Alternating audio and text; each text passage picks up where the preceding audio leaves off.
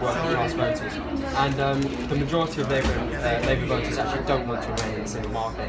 70% of Labour constituents actually voted in favour of Brexit. So what's your No, but point? that's different. If you look at constituents, because of first past the Yes. post, that means that you get this distorted thing. I will take your point, the majority of Labour constituencies voted leave, but if you look at the actual number of Labour voters, because of the way they're spread out in the different constituencies, a majority of them voted to remain.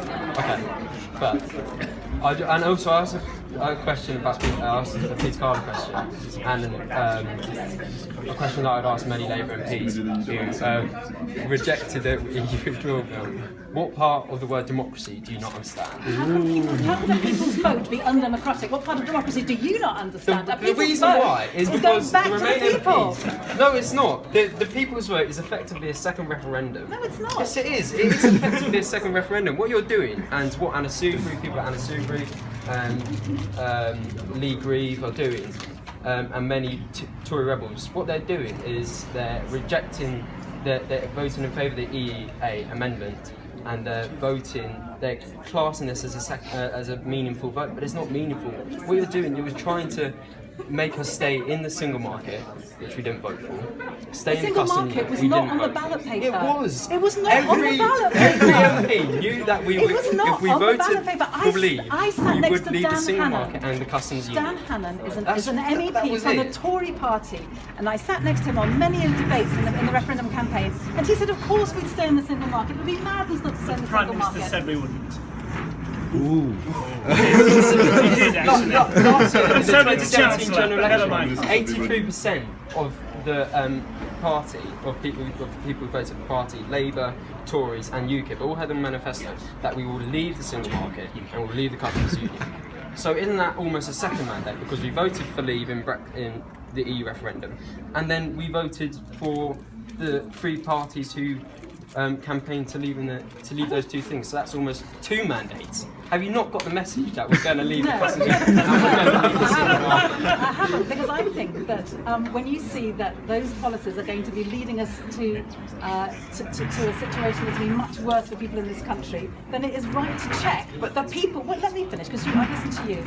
It's right to check that people are happy with that result when they see it. Now, if you are so certain that there is so much support for leave in the country, then you shouldn't be afraid of putting that back to the people to have their final say. If they like it, then great, so we do it. But why should they not have the right to have a look at what the detail of the deal is? Because that was not, I repeat, on the ballot paper, and it certainly wasn't clear during that referendum. Surely debate. that's your fault, the Remain campaign's fault. You should have Now made it there- clear what the single market, you should have made it clear the details. Nigel Farage or many Brexit MPs said that we're going to leave the single market and the customs union. Surely that was your fault in your bad campaigning by the Remain campaign that you should have... Not blame Caroline for everything. No, but I'm saying- I do think the Remain campaign was pretty rubbish. I absolutely do. But I also think the Leave campaign was, because if you compare it with the Scottish referendum debate, people who wanted Scottish independence produced a whole dossier of what Scottish independence would look like, and so people knew what they were voting for. The Leave campaigners didn't do that, and they deliberately didn't do that because they wanted it to look like a fudge. They wanted to be able to have their cake and eat it. Now, where I will agree with you is I agree that I think the Remain campaign was pretty awful, and I do agree that many people have treated Leave voters with contempt. And one of the things I want to do, and one of the reasons I'm stepping down as party leader, is to be able to go out to those Leave areas and not sit on some public meeting and lecture them about why they were wrong, but actually to listen to the very real grievances that many of them had, and what led them to the very legitimate sense that something's got to change. Yeah. Where I disagree with them is thinking that Brexit was the thing that needed to change. No, the reason- But I do agree that they had lots of grievances, and that the Remain campaign has been incredibly arrogant in the way that they've gone forward. And the reason why they wanted to leave, I was listening to Robert Peston on LBC. He said that many people like him who voted Remain were inside this metropolitan bubble who don't Yeah. actually understand the many I agree. disadvantages of the working class, I agree. especially in the north, and that's the reason why they voted to leave. And I still don't think that the majority of Remainers in this country, including many Remain MPs, don't actually fully understand why the working class decided to leave. I And agree with they- you about Thank that. Thank goodness we have an area of agreement. But I agree that those grievances were there. They absolutely were, and are.